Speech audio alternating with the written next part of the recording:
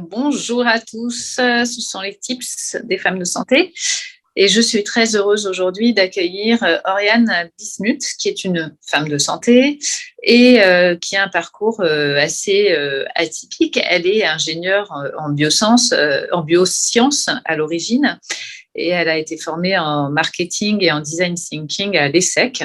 Et puis, forte de tout ça, elle a décidé de reprendre ses études à Sciences Po et notamment d'étudier la santé et la démocratie sanitaire.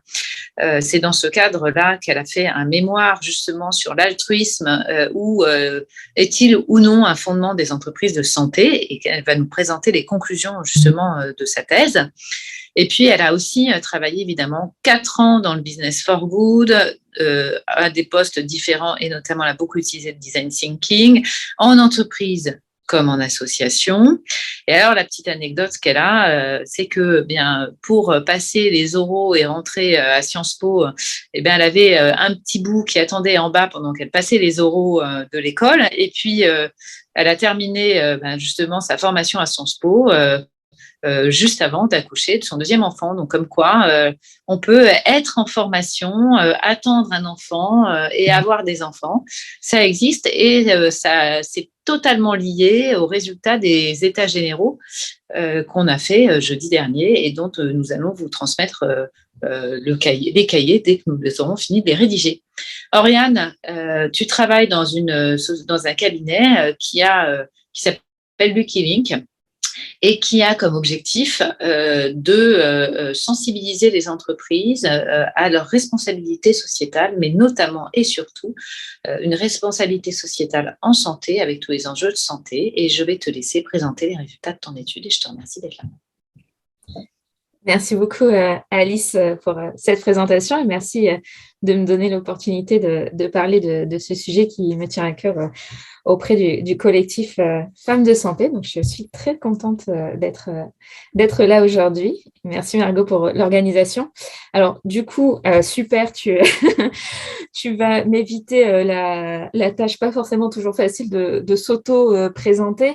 Peut-être que juste, j'ajouterai le fait que, voilà, le fait d'avoir travaillé et évolué dans à la fois l'univers des entreprises et l'univers des associations, d'avoir eu toujours un peu, si je puis dire, le cul entre deux chaises, ça m'a permis d'essayer de traduire ce qui se disait dans ces deux univers, parce qu'on ne parle pas toujours le même langage, pour essayer de montrer à ces deux univers l'expertise qui existe d'un côté et de l'autre, et essayer de l'enseigner d'une part, puisque j'ai l'occasion d'intervenir sur ces sujets à l'ESSEC, en école de commerce, que j'appelle le business for good, et puis effectivement au travers du cabinet de conseil Lucky Link que j'ai créé il y a 2 ans, en accompagnant l'élaboration ou l'amélioration de projets à impact positif en santé. Donc, en sensibilisant l'ensemble des acteurs de santé et surtout les entreprises de santé sur leur impact sociétal en matière de santé et l'importance de travailler avec l'ensemble des acteurs pour avoir des solutions qui sont certes innovantes, mais surtout des solutions qui soient utiles aux patients. Donc, de mettre toujours les patients au cœur de ces projets, de ces solutions de santé.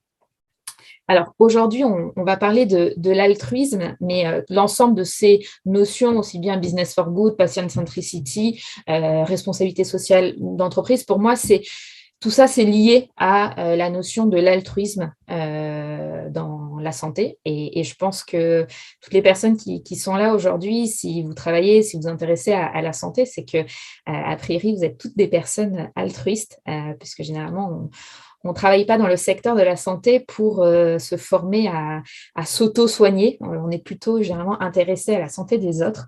Et donc, c'est ça le début de l'altruisme.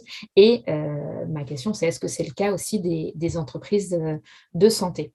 Donc, avant de vous présenter mon étude, je vais peut-être revenir un petit peu sur les concepts que j'utilise pour qu'on soit tous d'accord sur le sujet, sur de quoi on parle, vous expliquer un peu pourquoi j'ai choisi d'étudier ce sujet et puis vous donner les résultats de mon analyse sur la santé, les entreprises de santé. Donc, moi, j'ai fait un focus sur l'industrie pharmaceutique dont je viens et l'altruisme. Alors, de quoi on va parler quand on parle d'altruisme? Donc, généralement, l'altruisme, on a en tête des définitions où on parle de soucis désintéressés du bien d'autrui, ou carrément parfois une façon de se dévouer à l'autre. Pourtant, si on reprend la définition initiale de l'altruisme, l'Académie française définissait ça dans le fait simplement de s'occuper de l'autre, de s'y intéresser. Et on pourrait ajouter à ça de s'occuper du bien de l'autre. Je redonne aussi la définition de la santé. Il y a beaucoup de définitions de la santé. Celle qui m'intéresse aujourd'hui, c'est de bien garder en tête que la santé, c'est à la fois un droit fondamental pour tout être humain, selon l'OMS, mais c'est aussi une responsabilité partagée. On est responsable de notre santé, de la santé des autres, de la santé de la société, aussi bien au niveau individu que l'État, que les entreprises. Alors, l'altruisme d'entreprise, c'est pas nouveau. On en a, ça existe depuis la Rome antique. Ça a commencé avec les mécénats, la philanthropie, et puis après il y a eu différents mouvements altruistes. Alors avec des aspects positifs ou critiquables. Avec la responsabilité sociale des entreprises, la RSE, un peu plus tard, toutes les entreprises de l'ESS, et puis plus récemment, le label B Corp, ou bien les sociétés à mission, avec la loi Pacte. Alors, pourquoi est-ce qu'une entreprise devrait ou pourrait être une entreprise altruiste? Alors bien sûr, l'altruisme, un des moteurs qui existe encore heureusement, c'est le moteur éthique. Généralement, c'est souvent le PDG d'une entreprise qui va embarquer toute son entreprise à être plus engagée, plus responsable, souvent parce que lui-même, soit il a une histoire personnelle qui l'a rendu plus sensible à ces sujets-là. C'était le cas avec Emmanuel Faber de Danone.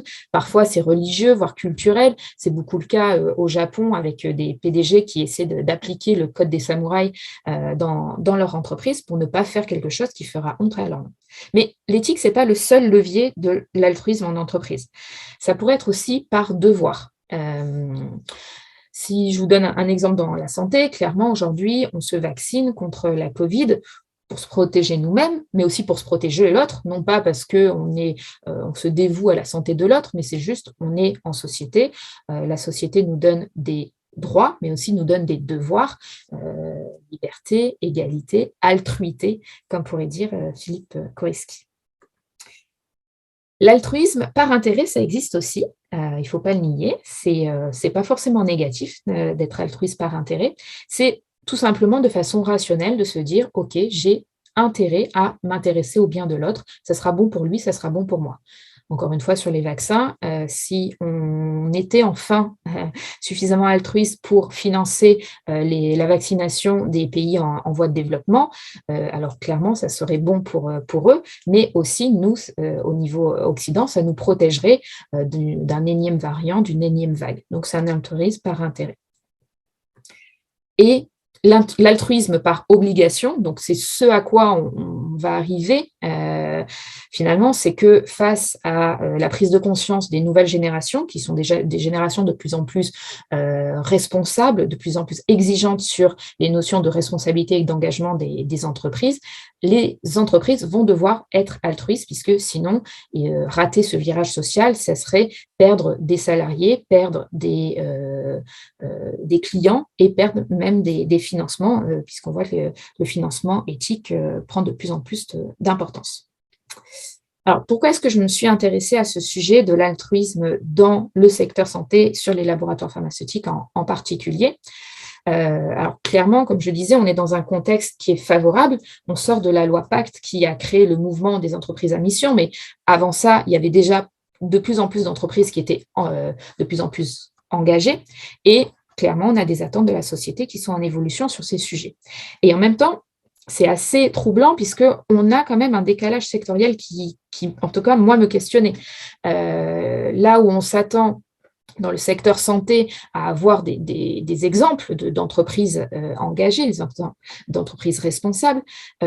Si on regarde, pour ceux qui connaissent un peu le mouvement des entreprises à mission, on a très peu d'entreprises de santé. On a aujourd'hui un seul laboratoire pharmaceutique, le laboratoire Chiesi, qui est entreprise à mission, société à mission, pardon, et labellisé B Corp. Et pourtant, ils ont un impact sociétal positif qui est pas négligeable et qui pourrait rendre jaloux tout autre secteur du textile, de l'agroalimentaire, quand ils essayent d'avoir des impacts positifs sociétals. La santé, le secteur santé, les industriels de la pharma permettent par leurs produits l'amélioration de la santé à travers le monde, l'allongement de la vie. C'est un secteur qui est hyper régulé, qui a un cahier des charges qui est très compliqué et qui, du fait de son activité, a nécessairement énormément d'accords avec les ONG, les gouvernements, est un gros acteur du mécénat, même si après il y a toujours des choses à améliorer, c'est quand même un impact sociétal qui doit être reconnu. Et pourtant, il a cette réputation industrielle qui décrédibilise. Si parmi vous, certains veulent faire le test, moi je l'ai fait dans des conférences sur le sujet, de proposer les laboratoires pharmaceutiques comme des entreprises altruistes. Bon, vous allez faire rire l'ensemble de la salle. Ils ont un modèle financier, un modèle d'innovation qui est constamment critiqué, et bien sûr, des scandales sanitaires qui ont existé, qui continuent à exister malheureusement, et qui leur collent à la peau. Donc, la question, c'était, est-ce que, du fait de cet impact sociétal positif, est-ce qu'on peut quand même, malgré les critiques, est-ce qu'on peut considérer l'entreprise pharmaceutique comme une entreprise altruiste ? Alors, pour ça, j'ai essayé d'avoir une analyse assez large, à la fois de la littérature et à la fois en recueillant l'avis d'experts sur le sujet, puisque je vous rappelle, c'était quelque chose que j'ai étudié au sein du master gestion et politique de Sciences Po. Et voici les résultats qui en sortent. Alors, je vais vous le dire tout de suite, hein, il y a du bon, il y a du mauvais, ça on le savait. Le bon, qu'est-ce que c'est ? Les entreprises de santé, qu'est-ce qu'elles font de bien ? Alors clairement, ils ont une proposition de valeur qui est quand même assez positive. C'est une entreprise qui est utile. C'est le fondement de l'altruisme, déjà, c'est d'être utile à l'autre, donc c'est utile, ça contribue à l'allongement de la vie, la préservation de la santé, et comme je disais tout à l'heure, ils ont un cahier des charges qui est des plus exigeants. Donc, on ne peut pas faire n'importe quoi quand on est industriel de la santé.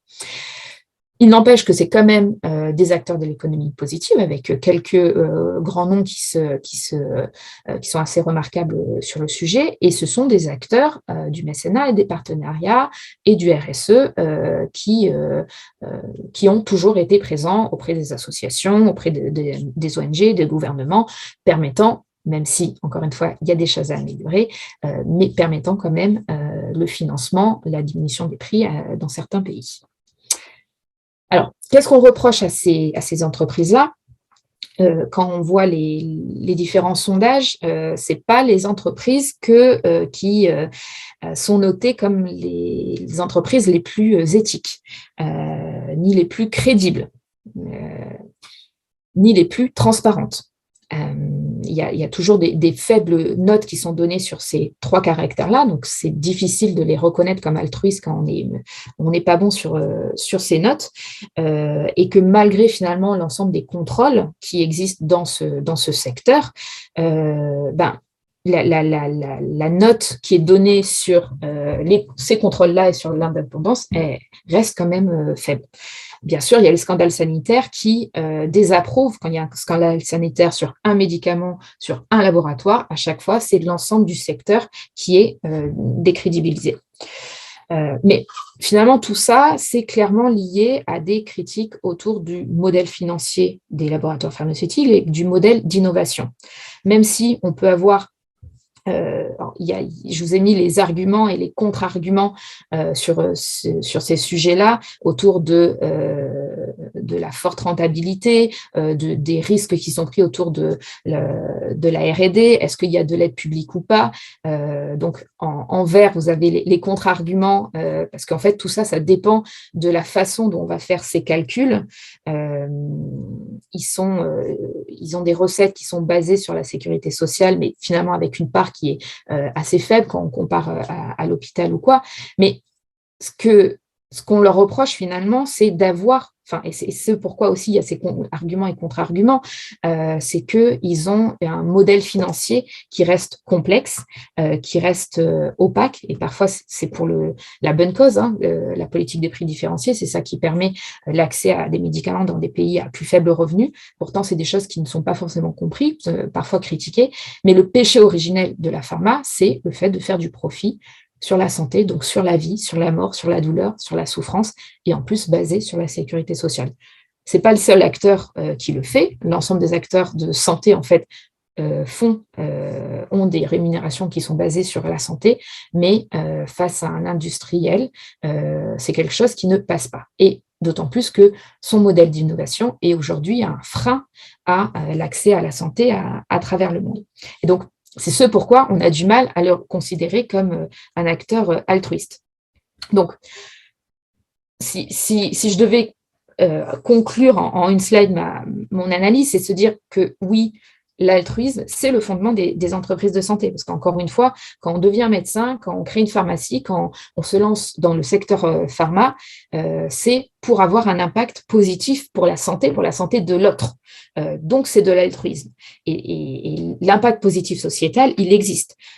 Pour les patients, pour les populations, pour les générations futures, c'est ce qu'on pourrait appeler une économie positive, puisqu'elle fait du bien à la santé des populations et des générations futures. Donc, c'est que ce sont des entreprises qui ont été créées autour d'une norme altruiste qui est parfois inconsciente et qui, du coup, et c'est pourquoi cette entreprise ce secteur est parfois si critiqué, parce que le fonctionnement actuel et les externalités négatives qui existent dans ce secteur sont en désaccord avec cette norme altruiste inconsciente, et donc les attentes de la société ne sont pas du tout les mêmes face à un industriel de la santé que face à un industriel du textile ou de l'agroalimentaire ou autre. Et donc, ils ont des externalités négatives, ils ont ce modèle financier et modèle d'innovation qui aujourd'hui sont un frein à la santé de l'autre, à la santé des populations, et qui devraient être revoirs pour pouvoir réaligner la norme altruiste de ces entreprises avec leurs externalités positives et négatives, puisque sinon, ce seront des entreprises qui continueront à se traîner ces boulets de mauvaise réputation. Alors, il y a différentes façons de pouvoir développer l'altruisme en entreprise. J'ai proposé humblement des différentes recommandations autour de ça. Donc, tout d'abord, de s'intéresser à l'autre. Donc, l'autre qui est le plus important à mon sens quand on est entreprise de santé, c'est le patient, d'avoir vraiment des entreprises qui sont coordonnées, gouvernées autour du patient et pas juste le patient au cœur des slides comme certains disent, de faire exercer la démocratie sanitaire au sein des entreprises de santé. Aujourd'hui, elle est exercée de plus en plus dans les cabinets médicaux, dans les hôpitaux. Il faut que le patient prenne une place au sein des entreprises de santé, au sein de comités d'évaluation, de direction de ces entreprises-là. Je connais les freins juridiques à cela, mais c'est des choses sur lesquelles il y a tout de même des possibilités.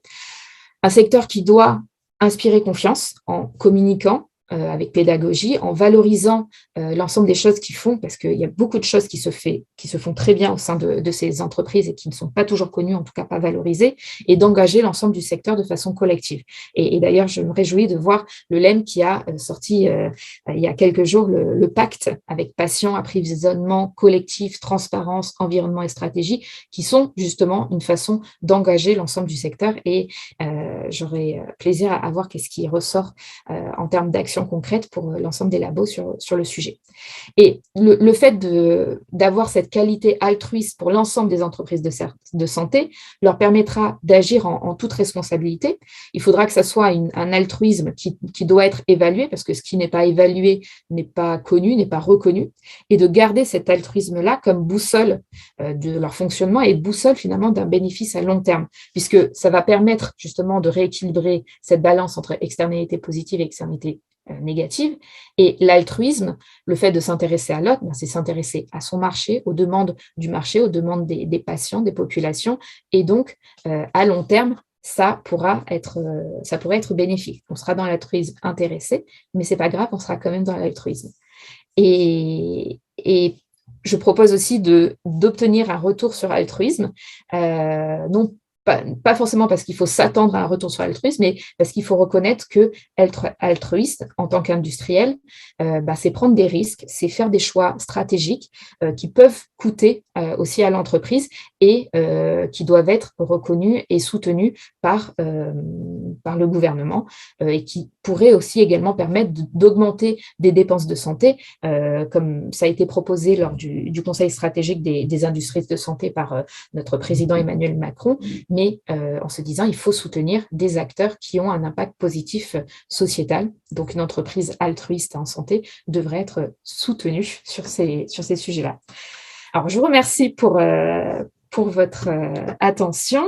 Et puis maintenant, j'aimerais bien savoir qu'est-ce qu'évoque ce sujet pour vous sur l'altruisme dans les entreprises de santé et dans les laboratoires pharmaceutiques. Merci à tous et à toutes. Donc, je vous invite à défaire vos micros et à poser des questions à Oriane. Il nous reste encore 7 minutes. Donc, si vous avez des questions ou des commentaires à faire, welcome, défaites vos micros, parlez, vous êtes bienvenus.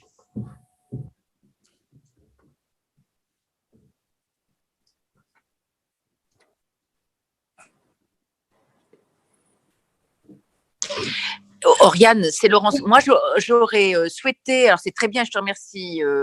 Après, je te connais maintenant un peu mieux grâce à Sciences Po, donc je connais tes qualités et intellectuelles et humaines et je suis pas surprise sur le choix. On en avait un peu parlé. Par contre, ce qui m'intéresserait, c'est que tu développes. J'ai regardé après, tu sais, tes petites publications, ce que faisait Chiesi. Est-ce que tu pourrais, par exemple, sur ces missions ou l'économie donc solidaire et sociale et Big Pharma, faire un petit développement en donnant des exemples peut-être autres. Des exemples d'action ? D'action, par exemple, oui.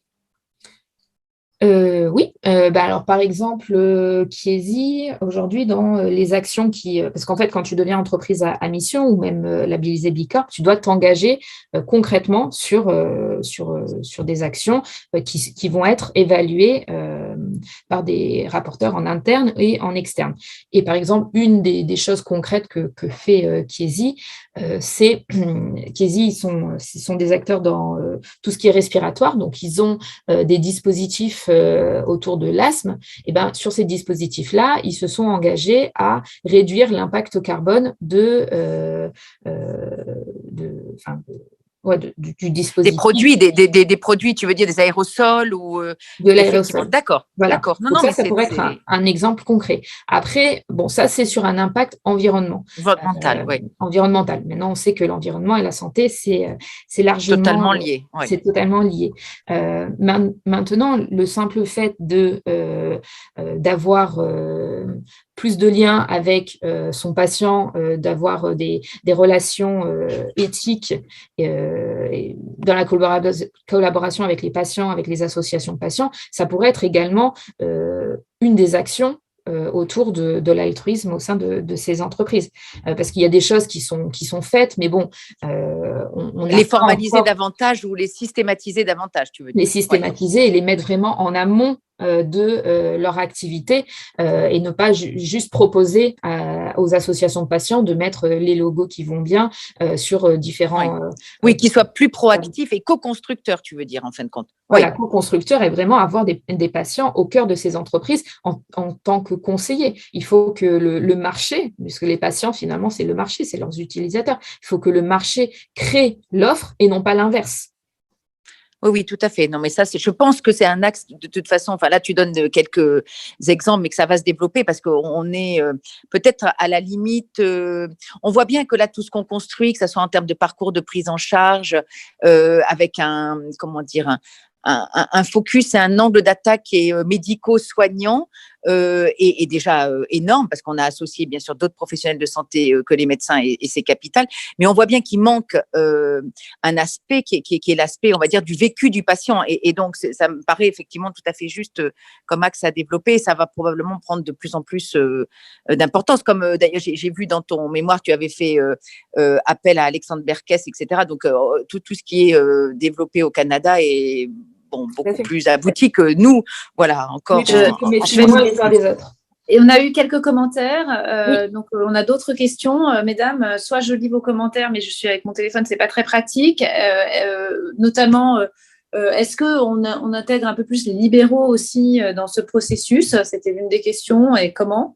Parce que là, tu as beaucoup parlé des patients, voilà. Et il y avait aussi Vivalto qui avait été cité comme une entreprise qui agissait là-dessus.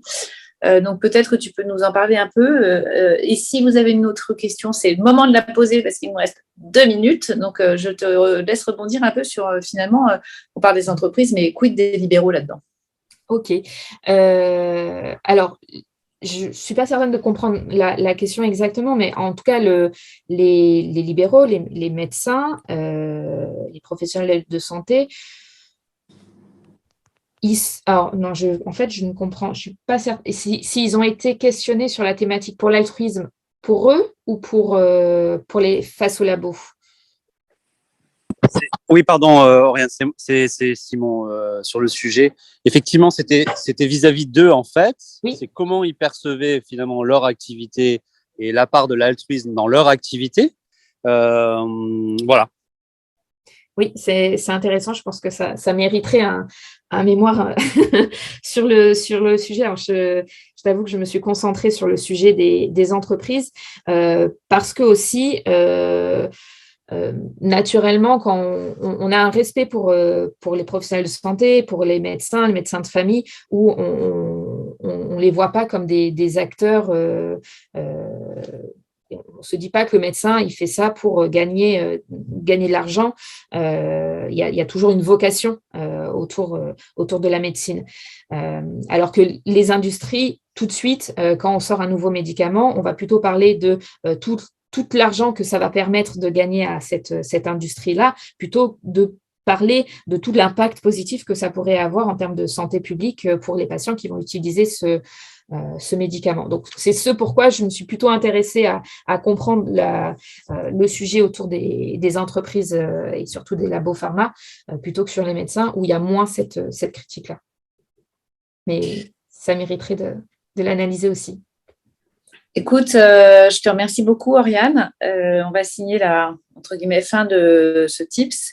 Merci pour ton analyse et merci pour ça.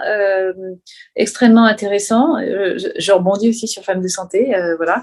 Ce qu'on a oublié de dire aussi, c'est que être entreprise à mission, ça a un coût. Donc, c'est plus compliqué pour les petites structures parce qu'il faut un audit externe aussi. Et donc, c'est pas si simple en soi. Et c'est une dimension qui a un peu été oubliée dans la loi Pacte. C'est qu'être une entreprise à mission quand on est petit et se revendiquer comme tel, en tout cas avoir ce label-là, c'est pas si simple parce que ça a un coût.